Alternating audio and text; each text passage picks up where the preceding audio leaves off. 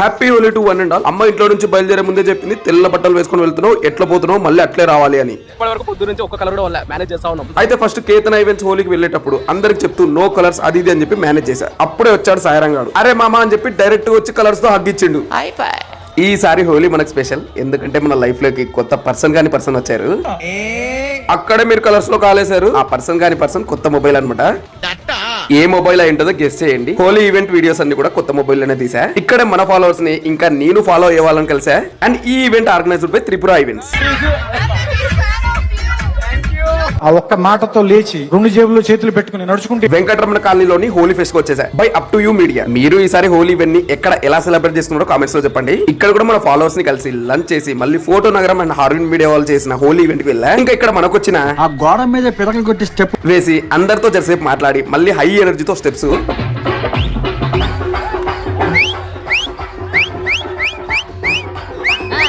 కర్నూలంతా తిరిగి కొండారెడ్డి బుర్జుని మిస్ చేస్తే ఇలా. ఇక్కడ కూడా హోలీ సెలబ్రేట్ చేసి మన ఫాలోవర్స్ ని మీట్ అయ్యి వాళ్ళకి రంగులు కొట్టేసి సెల్ఫీస్ తీసుకొని ఇంటికి వెళ్ళేటప్పుడు తెలిసింది ఏంటంటే కొత్త స్పెక్స్ పోగొట్టుకుపోయాయి. పావం కింద రూమ్ లో ఉన్న పై రూమ్ పోతే అమ్మ ఎక్స్ప్రెషన్ ఎట్లుండో తెలియదు. మా